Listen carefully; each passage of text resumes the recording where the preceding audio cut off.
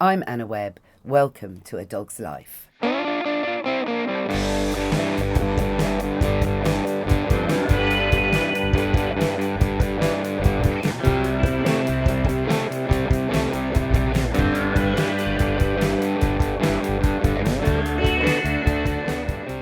Mr. Binks, you know how much we enjoy sitting on the sofa reading a book together? Well, that's why we're zooming over to Hampstead to meet up with the author Jane Elson at our producers, and we're going to sit on the roof and have a chat about her latest book, Storm Horse, and her amazing award-winning book, Moondog.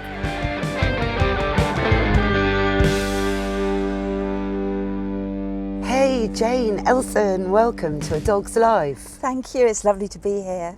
Oh, it's so nice to be sitting on a roof terrace. I know. And for Mike, my amazing producer, to lend us his roof terrace so we don't have to record on Zoom. Hurrah! Hurrah! No Zoom. Oh, well, you know, we've known each other through All Dogs Matter, really, for quite a number of years. Yes. And you're a children's author. Yeah. So imagine how honoured I felt when last year, during the grim lockdown, you invited me to host your book launch that obviously had to happen on Zoom due to lockdown. That was just such a lovely occasion, and it was lovely to have you. And to be able to do the launch from All Dogs Matter as well was really special, with Ira and you hosting. It was turned into a really good conversation about dogs, didn't it? It really did. It really did, actually. And Moondog has gone on to win awards and be translated, hasn't it? It has. I'm really excited to have won the Spellbinding Cumbria Book Award.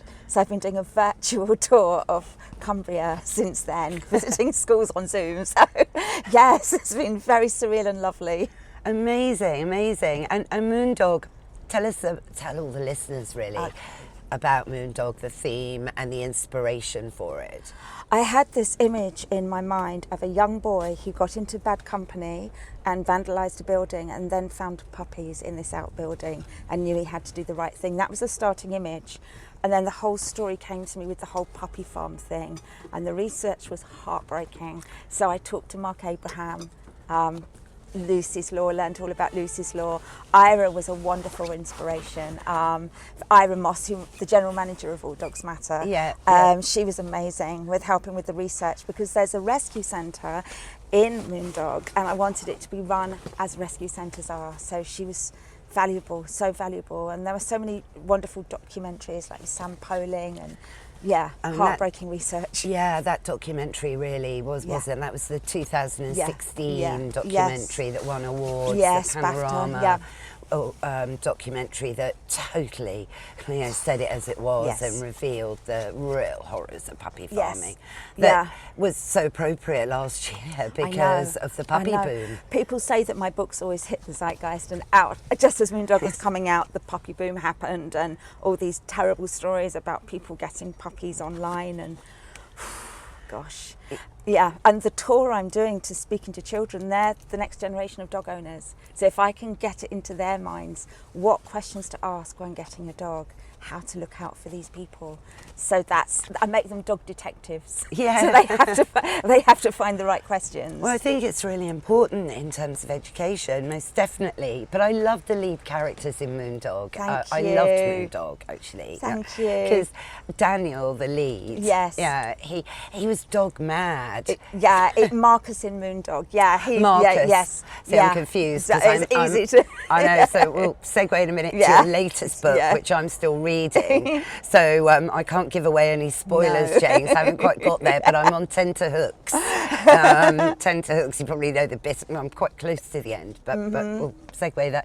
But yes, so sorry. So Marcus, he was just dog obsessed. Yes, absolutely. As a young lad, and he sort of reminded me of me, reading lots of dog books and the breeds of dogs and just being really dog-centric. And he wasn't allowed to have a dog. No, he wasn't, and it broke his heart. And then Moondog appears, the Newfoundland, in the house next door, and he becomes obsessed. And through that, the two children, they go on this adventure and they discover the puppy farm and what's happening, and they go on this big venture of discovery and become very rescue-minded children. And it's brilliant. And there was a happy ending, and lots of dogs, were saved. And Moondog stayed with him, didn't he? Yes, he did.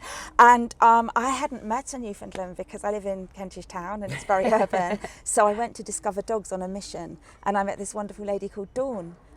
With her dog Bob, who was a guest of honour, wasn't he, at the launch that you hosted? That's right. No, there had to be a Newfoundland. What an interesting breed though to have chosen. Just Billy, not Billy, even Mr. Binks, just being very curious. As we're on the roof, Anna's, nervousness of being up high in case he decided to jump. Not that he can, of course, but there we go. Come and settle down. You're having a good time, Mr. Binks, the co-host of A Dog's Life. But in the book as well, you really investigate relationships with children. And there is a continuity, isn't there, between Moondog and Stormhorse in particular, with the characters. Yes, I love investigating unlikely friendships. And the fact that Marcus is so tall and Delilah's so small, and they swap skills to help each other. And I love that, and I love to encourage children to do that, to look outside their friendship groups, and they might find things in common with children they never expected to, and new friendships happen. And also about the Cedar Street Backstreet Boys. Yeah, Cinder Street, but the bullies. You have to get your bullies in there. Yes. Yeah, and that's still a constant theme, isn't it? In schools. Yeah. Because some children are easier to pick on and vulnerable, and it's his journey through learning to stand up for himself and telling people, and he becomes such a strong person at the end. So it was a lovely journey to follow. Definitely.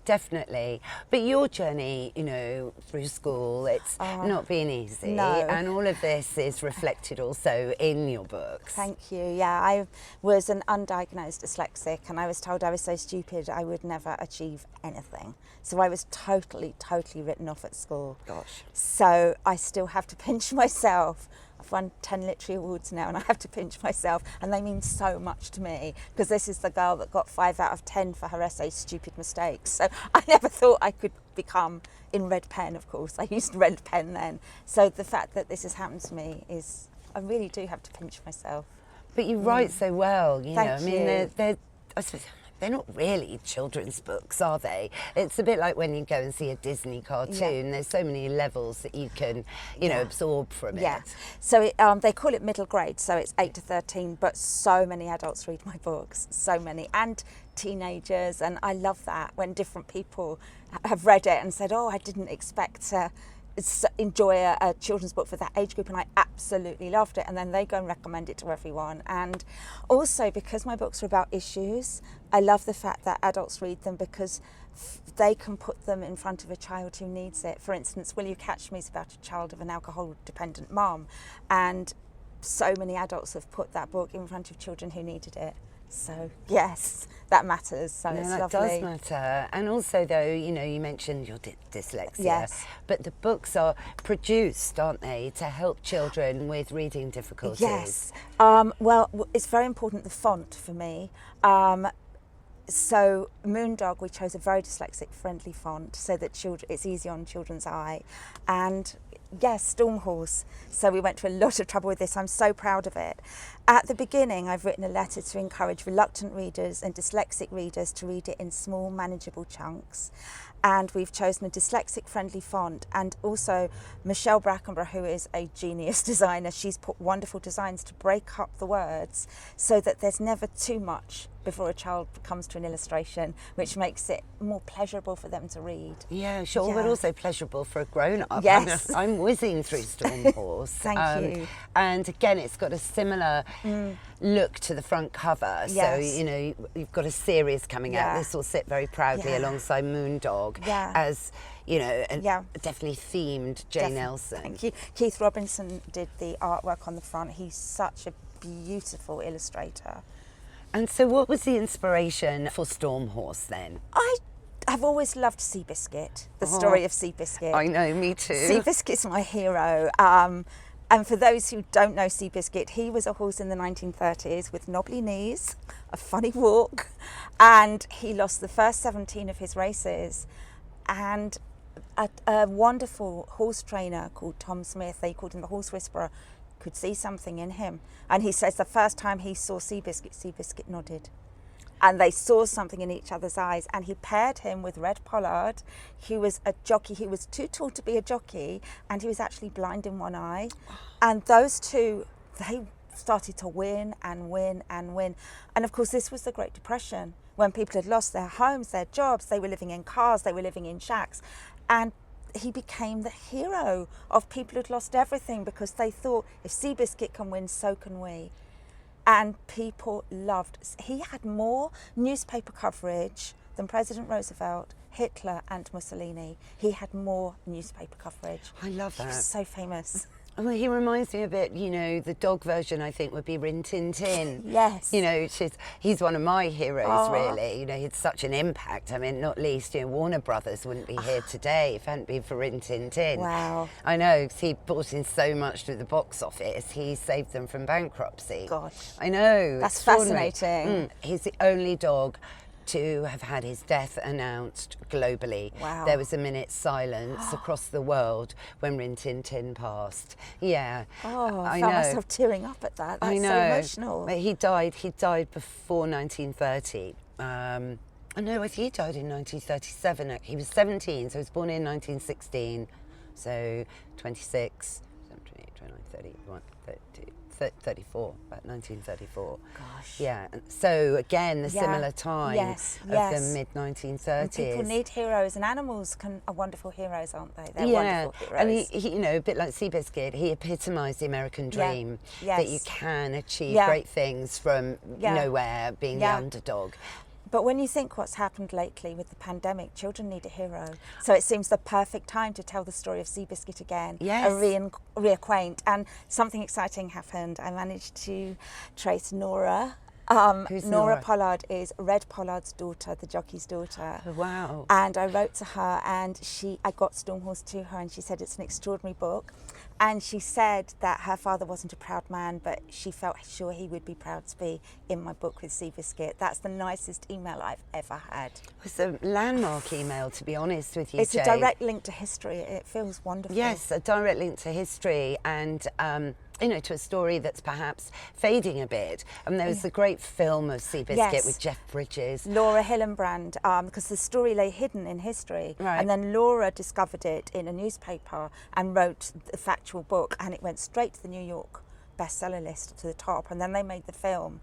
So this feels the perfect time. It's like a relay race. I've reached out now, and I'm spreading it to the next generation. So it feels really special. Yeah, no, totally. And Red Pollard was an avid reader. He never stopped reading. He would quote Shakespeare to the other jockeys. So what a wonderful hero. Because Daniel, who is the dyslexic protagonist, worships Seabiscuit and Red Pollard, and he wishes he was Red Pollard. And I thought Red Pollard is the perfect hero for a dyslexic child. Yeah, definitely. But rather than it being obviously, about dogs, Yeah. Stormhorse is Yeah. about a horse. Yeah. But there are dogs there. There are dogs there. And that also links, and one of the dogs, the staffy called Buster, Yes. who was in Moondog. Yes, and he's also in Will You Catch Me and How to Fly with Broken Wings, my previous books. When I was writing, I pulled out all the books that I read at that age group, and I thought, gosh, well, these are lovely dogs, but there were collies and that cute, lovable mongrel and retrievers. Where's the staffies? So there's so many staffies where I live that I thought I want to write a staffy character, and Buster jumped into my life. And I don't plan for him to be every book, but he jumps on the page. And with he jumps in. And with Will You Catch Me, it made sense with the little girl being so vulnerable, because staffies, they sense that youngest, most vulnerable person. They do. Yeah, I think all dogs Yeah, do, Jane. they do. I think they're amazing. I mean, staffies and bull terriers are known to be the nanny dogs. Yes, Yeah, so dogs are amazing, aren't they? Oh gosh, they so are. But They so are. equally horses and all Yes. animals. And Seabiscuit, he was a bit of a difficult horse, wasn't he? That's why no one wanted him. He was considered a total failure. And he had animal friends. He did. He had a horse called Pumpkin. He went with him everywhere. First of all, he was introduced to a goat. So that bit in the film is true. And he got rid of the goat over the stable door. So then they tried other animals. So there was a little monkey, Jojo, a little stray dog, Potterkel, Gah, and Pumpkin, the horse. Yes. And that's funny, isn't it? 'Cause They used to sleep together, huddled together. So Jojo slept on his neck. Oh, sweet. That's such an old-fashioned way, you know, and it's interesting to look back at how people rehabilitated, you know, anxious, a bit sort of reactive animals by giving them company of a different species. Yes. Because that kind of works a lot. It does, and I wanted to do this in Stormhorse. So a greyhound, Silver, and Buster again. So they become, we've called the horse Jammy Dodger in honour of Seabiscuit, because the children wanted to call the dog in honour of Seabiscuit. So yes, so Jammy Dodger has his animal family too. No, it's fantastic. Thank you. It really is fantastic. I absolutely love it. And I'm just you know, on the edge of my seat, because the other thing you're bringing in Stormhorse is, you know, animals helping children read. Yes. And that's become quite a big thing at the moment. I was an actor and I teach sight reading, and more young people get emotional reading in public than anything, or even in front of their classmates. I've had more tears in my workshops, and you get used to it. And the fact that with its animals do not judge. So children feel safe. So I think it's the most wondrous thing. I really, really do. I really do. And horses have this, they're very good with young autistic people, especially.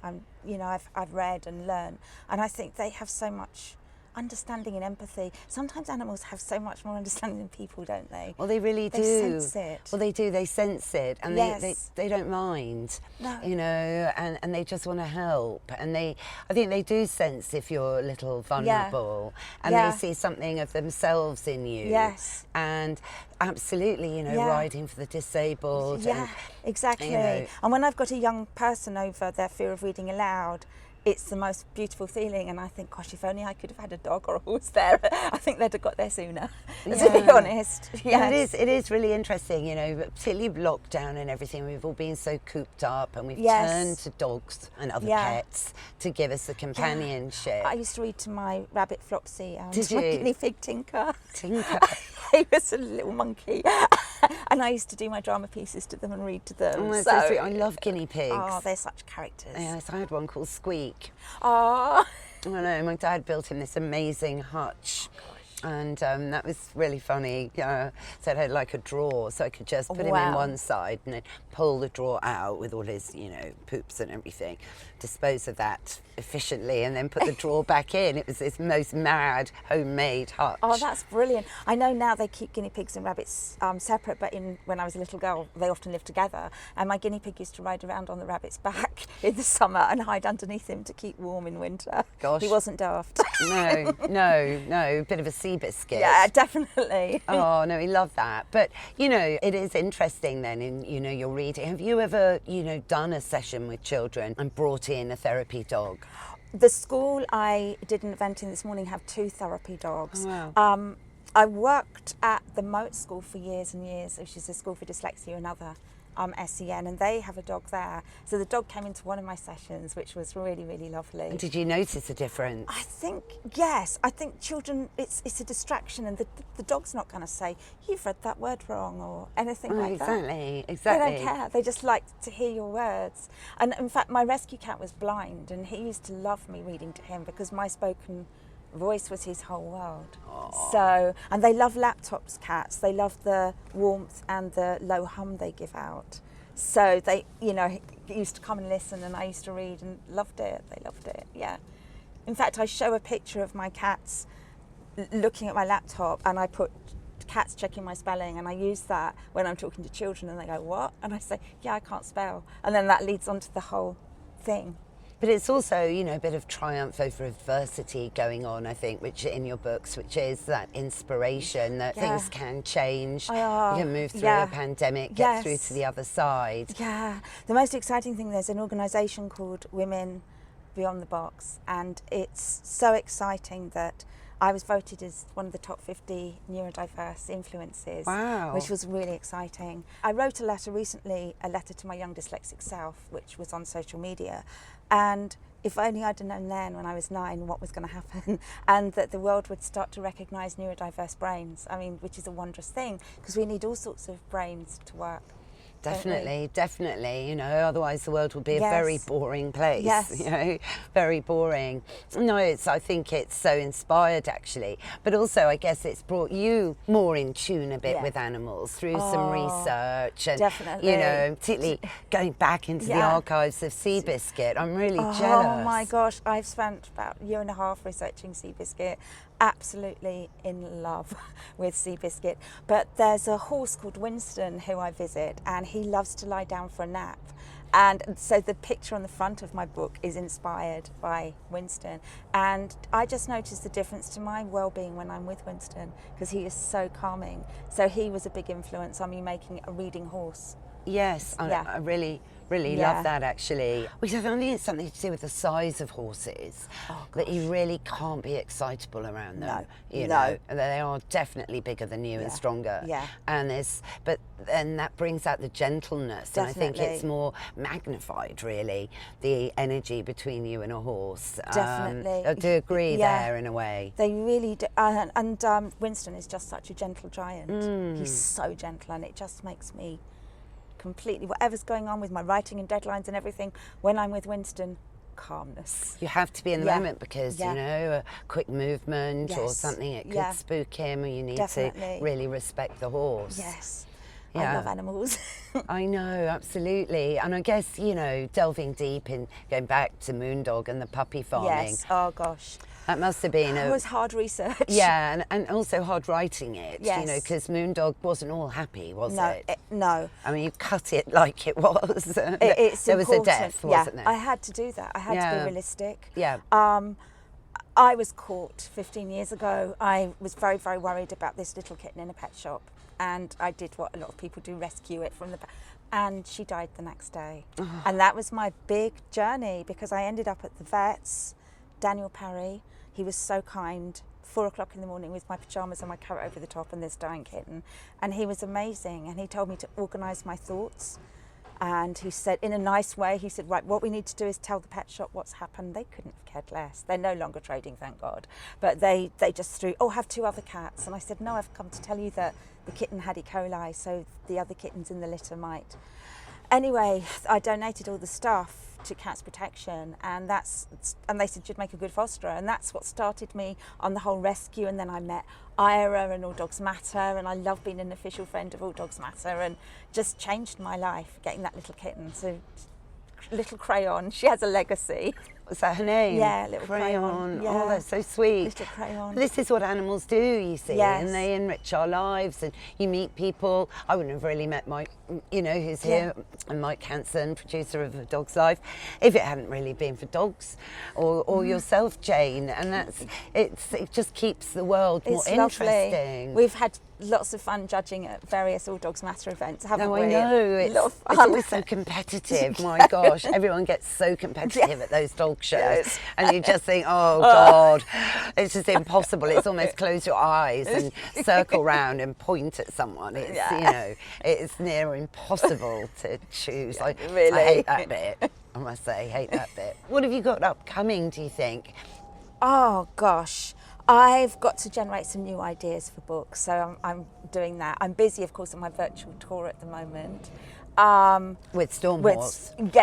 Yes, with Moondog, and then I'm getting an event ready for Stormhorse, Great. which I'm hoping, you know, to do more events with Stormhorse. So I've been busy getting that ready, and then finishing the Moondog tour. So lots happening at the moment, and then be looking forward to generating more ideas. So I've got a few, but I'm not. Well, I can't wait to find out. Thank I bet you've got you. loads brewing, you know, it's fantastic. And I Thank love the way you. you write, Thank Jane. you and, so and obviously much. for Christmas, what could be It's better? a very Christmassy book with the red and green. No, it isn't really is. I'm just looking at the cover, and I love the Yeah. way this is, you know, sort of in patent. Yes. And all the lovely Yeah. fruit and the stormy background. It's the most exciting thing, getting a book for Christmas. It's like an adventure for Christmas, isn't it? It takes you into a different world. And I have asthma, and we used to spend Christmas at a farm, and my breathing was always quite bad, and I'd look in my stocking for my book and read all night. And I always remember doing that. I think it's a special thing. Well, I really do, particularly these days with, all the tablets and children don't read. And I just feel... It's so important. It really is. And, I just don't want us to turn into aliens with giant thumbs, and I think to immerse yourself in a book. And so it is a perfect thing to do over Christmas and encourage children to read. Yeah, I always remember the excitement around Advent calendars as well, leading up to Christmas. And I know some people have a different Advent calendar every year, which is lovely and fun. You can do that. When I was little, we had the same one, and I knew them all. I still knew what was behind that door, but it was still, I'm seeing Christmas tree again. I'm seeing Father Christmas again.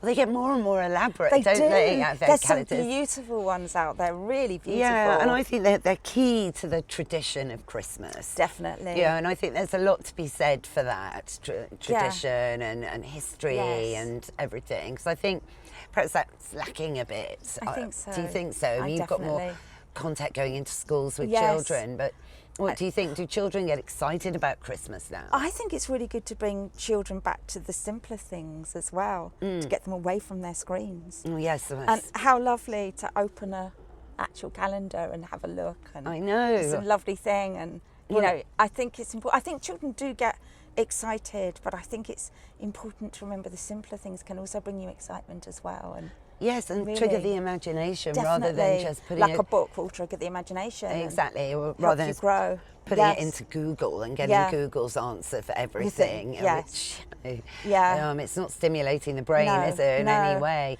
But it's the imagination, and I love the way as well, in your books, obviously Storm Horse is part of the family, and so is Moondog. Yes. But Christmas is a big thing now for your pet as well. Yes. And that's, again, a lovely way of linking children to the dogs and the cats in the home with Advent calendars. Definitely, definitely. And just linking pets to what you can and can't do around Christmas is important as well, isn't it? With foods and Well, that's true. That is true. So educational Advent calendars is a good idea maybe as well. But I think, opening doors, it's very Narnia. Exciting. It is very Narnia. We love that. Yeah. So, Jane, do you have an Advent calendar yourself as a grown-up? I think I should get one. I think we all because need I'm missing the this one year. I had as a child. Exactly. I might have to get one. I know. I think we're all going to have Advent calendars this Definitely. year. They're exciting and lovely, and I love countdowns to things, and that's a perfect countdown. Yeah, and to get the excitement and the community spirit that was dashed, wasn't it, last year? I mean, nobody had Christmas last year. I did a countdown to Stormhouse on social media with pictures of Seabiscuit, so I saw making my own virtual countdown, which is fun. But actually having something you can hold is really special. So I think so. Well, here's to Advent calendars, and here's to a massive success with Storm Horse. Thank you so much. And it really is amazing. I'm on the edge of my seat with Storm Horse, so much. I think it's make a super Christmas present, and Moondog definitely. And Thank you. I love that for the real doggy people. They look really pretty together, don't they? It's going to look great on the bookshelf. Because do you call this patent? No, this is laminate print. Is it embossed foiling? I don't know the technical terms, but maybe I've made that up. No, I think it is embossed foiling. Yes, I love it. It's gorgeous. So Jane, where can people get your books? You can get my books from any independent bookshop. If it's not there, they will order it in for you, but it's great to support independent bookshops. I agree. Definitely.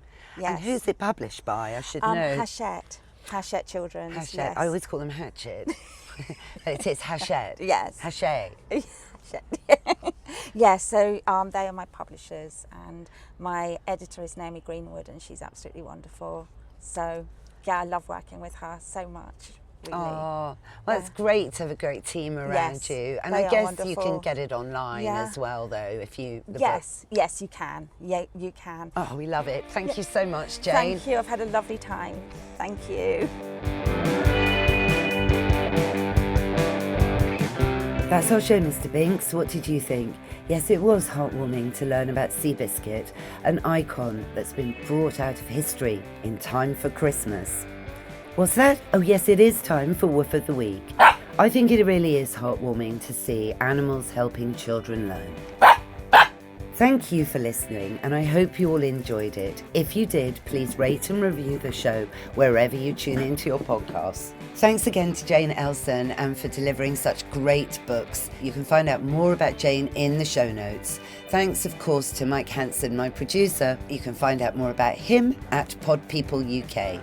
And for more about me, I'm at Anna Webb Dogs. What's that, Mr. Binks? Yes, we will be back in your feed next Sunday, so go on, subscribe now. It's free, and then you'll never miss another show.